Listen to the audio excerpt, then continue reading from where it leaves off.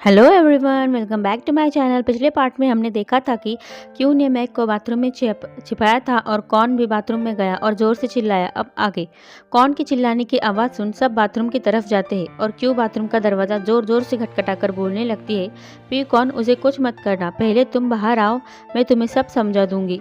और सब चिल्लाने लगते हैं तो वो दरवाज़ा खोलता है तो सब बाथरूम में झाँक कर देखने लगते हैं तो मैक वहाँ नहीं होता। कॉन उनसे पूछता है, तुम सब यहाँ क्या कर रहे हो?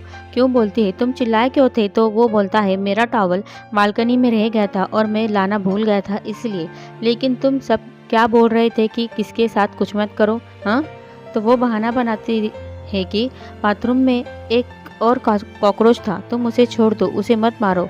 तो वो बोलता है, जो पहले मारा था उस पर तुम लोगों को दया नहीं आई? तो वो बोलने लगती है, ये पू के बैड मैनर्स है, तुम उसे ऐसा मत करना। कौन उन सबको पूछता है, आज तुम इतना अलग बिहेव क्यों कर रहे हो? तुम लोगों ने क्या चढ़ा रखी है क्या? तो वो जोर से हंसने का नाटक कर बोलते हैं, आज हमारा मूड अच्छा है इसलिए। तो कौन भी हंसने लगता है। कौन के बाथरूम में जाने के बाद मैक कहाँ है क्यों पूछने लगती है तो उसे पीछे से वो आवाज़ देता है। उसके दोस्त वहाँ से चले जाते हैं। वो अपने रूम में आती है और मैक को कहीं भी जाने और कोई भी आवाज़ करने से मना करती है ताकि कौन सुन ना ले। तभी कौन उसके रूम का दरवाज़ा ज़ोर ज़ोर से खटखटाने लगता है तो वो डरकर उसे यानी कौन को आवाज़ देकर झूठ बोलती है कि थोड़ा रुक जाओ, मैंने कपड़े नहीं पहने हैं। और वो मैक को जल्दी से बेड के नीचे छुपा देती है और दरवाज़ा खोलती है तो कौन ग्लास में कॉकरोच पकड़ ले आता है और दिखाकर बोलता है, क्या यही तुम्हारा वो कॉकरोच है? क्या करना है इसका? क्या तुम इसे अपना पेट बनाना चाहती हो? तो वो उसे टॉयलेट में फ्लश करने बोल देती है। तो वो बोलता है, क्या अब तुम्हें इस पर दया नहीं आ रही है? तो वो उसे बोलती है, नहीं, मुझे नींद आ रही है, अब तुम जाओ। और कौन को कमरे से बाहर निकाल दरवाज़ा बंद कर देती है। कौन के रूम के बाहर जाने के बाद वो रिलैक्स होती है और बेड पर बैठती है। वो मैक को बेड के नीचे सोने को बोल देती है और पिलो देती है और उसे आवाज़ें देने लगती है। लेकिन जब मैक उसे कोई रिप्लाई नहीं देता तो बेड के नीचे झांककर देखने जाती है तो मैक एकदम से बाहर आता है। उसे ऐसे देख क्यों को भी कुछ विजन्स दिखते हैं जिसमें वो मैक कहकर पुकार रही होती है और कोई किसी पर तलवार से वार कर रहा होता है। हमें उसका चेहरा नहीं दिखाया जाता। वो सोचने लगती है कि ये क्या था, ये अचानक से ऐसा क्यों हुआ। मैक बेड के नीचे लेट स्माइल करने लगता है क्योंकि वो क्यों के साथ है। आगे सुबह कौन टेबल पर ग्लासेस देखता है। ये ग्लासेस कल रात क्यू और बाकी सब ने मिल्क टी पीने के बाद वहीं रखे थे। वो उन्हें उठाने जाता है तो वो सोचता है कि वो सब मिलाकर तो 5 लोग थे, फिर ये 6 ग्लास कैसे, और उसे कुछ शक होने लगता है। तो वो क्यू के कमरे की तरफ जाता है और दरवाज़ा बजाता है तो क्यू दरवाज़ा खोलती है। वो उसके कमरे में आकर यहाँ वहाँ देखने लगता है कि क्या कोई कमरे में था और कबर्ड में देखता है तो वहाँ कोई नहीं होता। क्यों उससे पूछती है, ये आप क्या कर रहे हो? लेकिन वो उसकी एक नहीं सुनता और बेड के नीचे झांककर देखने लगता है तो क्यों डर जाती है और चिल्लाती है क्योंकि मैक को उसने बेड के नीचे छुपाया था। कौन बेड के नीचे देख उसे बोलता है, तुम इतना चिल्ला क्यों रही हो? तो क्यों बेड के नीचे देखती है तो मैक वहाँ नहीं होता तो वो रिलैक्स हो जाती है और मैक से और कौन से बोलती है, मैंने कहा था ना कि कोई नहीं है वहाँ कमरे में। कौन रूम से चला जाता है। उसके जाने के बाद वो सोचने लगती है कि मैक कहाँ चला गया होगा। हम यहाँ मैक को देखते हैं जो ऑफिस जाने के लिए रेडी हो रहा होता है क्योंकि वो अब थुन थुन बन चुका था और उसे पिछली रात के बारे में कुछ भी याद नहीं था। उसके पास उसकी सिस्टर नी खड़ी होती है और वो उस पर चिल्ला रही होती है, पूछ रही होती है कि कल रात तुम कहाँ थे? तुम्हारी कार भी रास्ते में मिली, तुम्हारा सामान भी कार में ही था, मैं और कृत तुम्हें ढूंढ ढूंढ कर परेशान हो गए थे, वगैरह वगैरह बोल रही होती है। लेकिन थुन उसके किसी भी सवाल का जवाब नहीं देता और आगे जाने लगता है। हम थुन को जब वो पास्ट लाइफ के रोल में होगा तब मैक बुलाएंगे। मैक और थुन दोनों एक ही इंसान है, याद रखना। थुन जब ऑफिस में आता है तो वो रिसेप्शन पर क्यू का जॉब के लिए अप्लाई किया फॉर्म देखता है और उसे उठाकर अपने साथ लेकर आता है और उसकी तस्वीर देख सोचने लगता है कि वो यही लड़की है जो उसके ड्रीम्स में आती है और कल रात उसने उसे देखा था। थुन को क्यू इतनी ही याद है जब उसने उसे ट्रैफिक में देखा था। उसके बारे में उसे कुछ याद नहीं कि कल रात वो क्यू के घर पर ही था। थून रिसेप्शन पर फ़ोन कर बोलता है कि क्यू को इंटरव्यू के लिए बुलाओ, मैं उसका पर्सनली इंटरव्यू लूँगा। क्यू उसके दोस्तों के साथ होती है। वो बताती है कि सुबह जब मैं उठी तो मैक बेड के नीचे नहीं था, पता नहीं वो कहाँ चला गया। और वो उन्हें मैक के बारे में बताती है कि उसके आर्म्स पे अचानक से कटने के निशान बने थे और वो गायब भी हो गए थे। वो सब मैक के बारे में सोचने लगते हैं कि वो इंसान है या घोस्ट। क्यू को धुन के फर्नीचर कंपनी से कॉल आता है। वो उसे बताती है कि उसे इंटरव्यू के लिए बुलाया गया है। ये सुन क्यू बहुत खुश हो जाती है। उसका भाई कुछ खास खुश नहीं दिखता, क्योंकि क्यू ने 100 बार अलग अलग जगह पर जॉब के लिए अप्लाई किया था, लेकिन ये पहली बार होता है कि किसी ने उसे इंटरव्यू के लिए बुलाया होता है। उसके दोस्त भी उसके लिए खुश होते हैं। अगले दिन वो इंटरव्यू के लिए कंपनी में आती है। धुन और वो एक ही लिफ्ट में होते हैं, लेकिन दोनों एक दूसरे को नहीं देख पाते, एक दूसरे का चेहरा नहीं देख पाते। आगे वो दोनों रिसेप्शनिस्ट क्यू के बारे में बात करने लगते हैं कि एक तो ये दिखने में सुंदर नहीं, ना ही इसे वर्क का एक्सपीरियंस है और ना ही ये धुन को जानती है, तो फिर हमारा बॉस धुन इससे पर्सनली इंटरव्यू क्यों लेना चाहता है। उन दोनों को खुसुर पुसुर सुन क्यों बोलती है, अगर तुम दोनों गॉसिप्स कर रहे हो तो ठीक है, लेकिन अगर तुम मेरी इंसल्ट कर रहे हो तो मेरे सामने देख के करो। और वो उन्हें रूड तरीके से बात करती है, तो वो उसे धुन के पास लेकर जाता है। वो अंदर जाती है तो धुन उसे देख चौंक जाता है, क्योंकि वो उस लड़की को रियल में देख रहा होता है जो उसके सपने में आती है। वो क्यू भी उसे देख खुश हो जाती है और उसे मैक कहकर पुकारने लगती है और उससे पूछती है, तुम यहाँ कैसे, तुम ठीक तो हो ना, तुम मेरे घर से अचानक से कैसे चले गए, क्यों चले गए, तो मुझे तुम्हारी चिंता हो रही थी। ये सब बोलने लगती है। धुन को तो मैक के बारे में कुछ याद नहीं होता, तो बोलता है, तुम ये क्या बोल रही हो, क्या हम दोनों एक दूसरे को जानते हैं। तो वो उसे बोलने लगती है, क्या तुम कल रात के बारे में भूल गए, तुम मेरे घर आए थे, और उसे सारी बातें बताने लगती है। तो धुन मना करता है और बोलता है, शायद तुम किसी और से मिली होगी। तो वो बोलती है, क्या तुम्हारा कोई जुड़वा भाई है। तो वो बोलता है, नहीं। तो फिर क्यों बोलती है, हाँ तो फिर तो वो तुम ही होंगे, कल रात तुम मेरे साथ सोए थे। तो वो ये सुन चौंक जाता है धुन और बोलता है, ऐसा नहीं हो सकता, मैं तुम्हारे साथ नहीं सो सकता, तुम मेरे टाइप की नहीं हो। तो क्यों बोलती है, तुम्हारी हिम्मत कैसी हुई ये बोलने की, लास्ट नाइट तुम ही थे जो मेरा पीछा कर रहे थे छोटे बच्चे की तरह। और बोलती है, मैं तुम्हें याद नहीं, लेकिन कोई बात नहीं, लेकिन कल मैंने तुम्हारी जान बचाई है, तुम्हें मुझे जॉब पर रखना ही होगा। तो धुन उसे जॉब देने से मना कर देता है।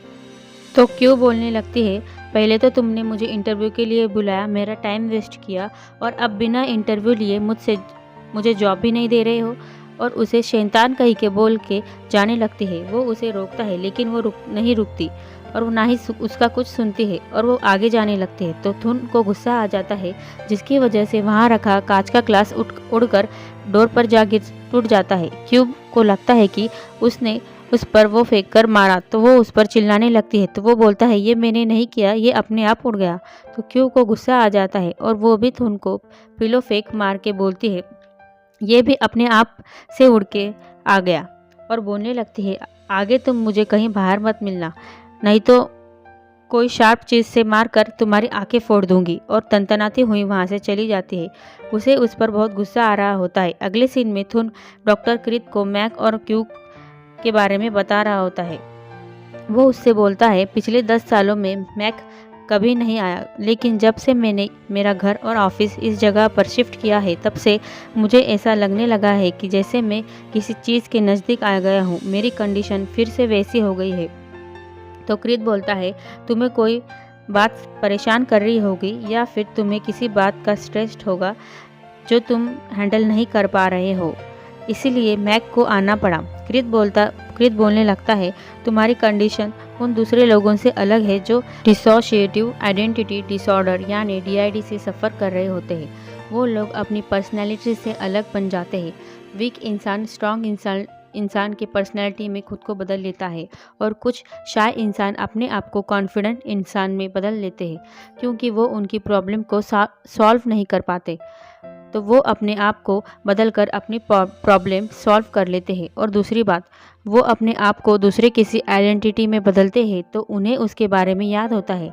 लेकिन जैसा कि कैवलिन ने कहा कि तुम मैक बने थे, वो मैक को धुन यानी तुम्हारे बारे में कुछ भी याद नहीं था और तुम 100% मैक जैसा बन गए थे। तो धुन बोलने लगता है, कोई और कैसे मेरी पूरे शरीर पर बिना मुझे पता चले कब्जा कर सकता है। तो कृत बोलता है ये थोड़े दिनों के लिए है।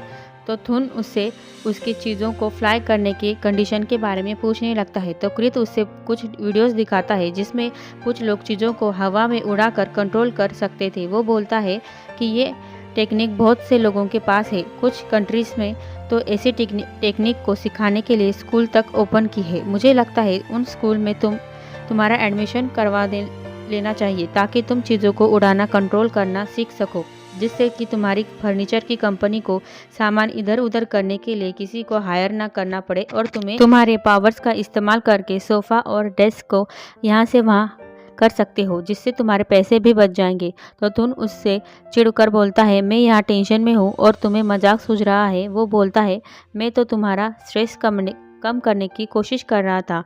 तो थुन उससे उसके कैवलिन के सपने के बारे में पूछने लगता है। तो कृत उसे सलाह देता है कि उसे क्यू के साथ ज़्यादा से ज़्यादा समय बिताना चाहिए ताकि उसे आगे क्या करना है हमें पता चले। यहाँ हम क्यू को उसके दोस्तों के साथ देखते हैं। वो उन्हें थुन ने जो उसके साथ बिहेव किया उसके बारे में बताती है। उसके दोस्त मैक यानी थुन पर गुस्सा होने लगते हैं। बोलते हैं वो तुम्हारे ऊपर ग्लास फेंककर कैसे मार सकता है और उसे बुरा बुरा बोलने लगते हैं। क्यों उन्हें बताती है कि मैक से थुन की पर्सनैलिटी एकदम अलग है, वो राक्षस के जैसे बिहेव कर रहा था और मैं उसे दोबारा कभी नहीं मिलूंगी, ये बोलने लगती है।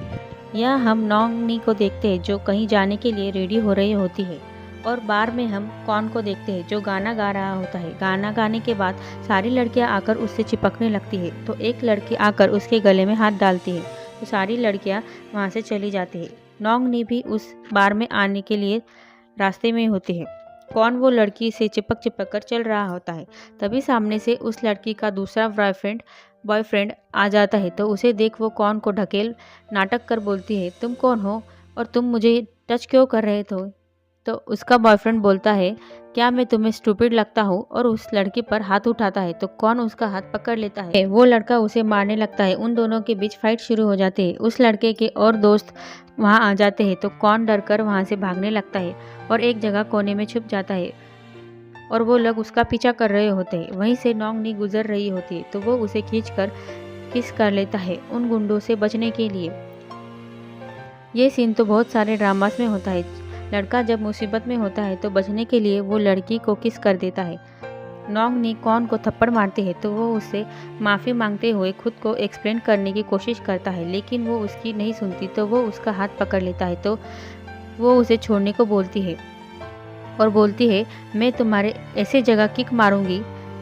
तो कौन उसका हाथ छोड़ देता है। वो उसे पुलिस की धमकी देने लगती है। तो वो बोलने लगता है मैं सिर्फ उन गुंडों से बचने के लिए तुमसे किस किया। तुम्हें क्या लगता है मैं तुम्हें किस करना चाहता था। तुम्हारे लिप्स में तो ज़रा सा भी टेस्ट नहीं है। और उसे सॉरी बोल वहाँ से चला जाता है। नी बोलने लगती है एक तो मुझे किस किया और ऊपर से मेरी इंसल्ट भी की, साइको कहीं के, और रोने लगते हैं। आप लोगों को क्या लगता है क्या इन दोनों के बीच आगे कुछ होगा। कमेंट कर ज़रूर बताना।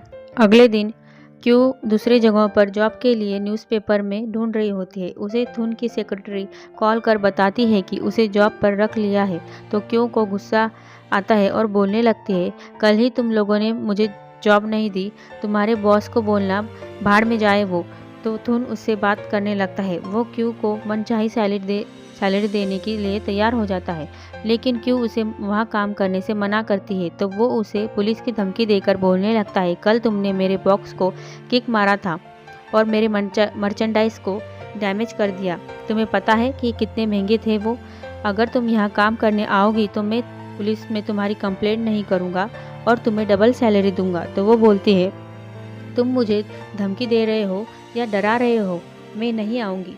तो वो सैलरी और ज़्यादा बढ़ाता है और बोलता है मेरे यहाँ वर्कर्स कम पड़ रहे हैं, इसीलिए मैं तुम्हें बुला रहा हूँ और तुम्हें कल से काम पर आना होगा। ये बोल फ़ोन रख देता है। वो ये सब कृत ने कहा होता है इसलिए कर रहा होता है ताकि वो क्यू के पास रहकर अपने सपने के बारे में पता लगा सके। क्यू अपने दोस्तों को इन सब के बारे में बताती है तो पू बोलने लगता है तुम वहाँ काम करने नहीं जाना चाहिए, मुझे कुछ गड़बड़ लग रही है। कहीं वो कुछ तुम्हारे साथ गलत करने के बारे में सोच तो नहीं रहा होगा। मैं तुम्हारी फ़िक्र करता हूँ इसलिए मैं ये सब बोल रहा हूँ। वो बोलती है मुझे भी कुछ गड़बड़ लग रही है, लेकिन मैं नहीं गई तो पुलिस में वो कंप्लेंट कर देगा और वो वहाँ काम करने जाए या ना सोचने लगती है। अगले दिन थुन ऑफिस में केवलिन का आने का वेट कर रहा होता है और बार बार रिसेप्शन पर कॉल कर वो आई कि नहीं पूछने लगता है। क्यू वहाँ आ जाती है और थुन के कैबिन में जाती है। थुन क्यू से बोलता है आज हम शांति से बैठकर बात करेंगे। वो उससे उसके घर कहाँ है, दूर है या पास है, किसके साथ रहती है, क्या करती है और उसका बॉयफ्रेंड है या नहीं, ये सब पूछने लगता है। वो उससे बोलती है मेरे बॉयफ्रेंड का मेरे काम से क्या लेना देना, लेकिन फिर भी वो उससे पूछने लगता है तो वो बताती है नहीं है। तो वो पूछने लगता है क्यों नहीं है, तो वो उसके सवालों से इरिटेट होकर बोलती है अब तक अच्छा कोई मिला नहीं इसलिए मेरा कोई बॉयफ्रेंड नहीं है। ये सुन थुन बोलता है अब तुम्हारा इंटरव्यू खत्म हो गया है, अब तुम जा सकती हो, कहकर उसे भगा देता है और उसके जाने के बाद स्माइल करने लगता है। इसी के साथ ये पार्ट यहीं ख़त्म होता है। आगे वो कैसे अपने सपने के बारे में पता लगाएगा और वो क्यों को कितना परेशान करेगा जानने के लिए नेक्स्ट पार्ट ज़रूर दिखेगा। Thank you for watching. Channel को सब्सक्राइब कर दीजिए।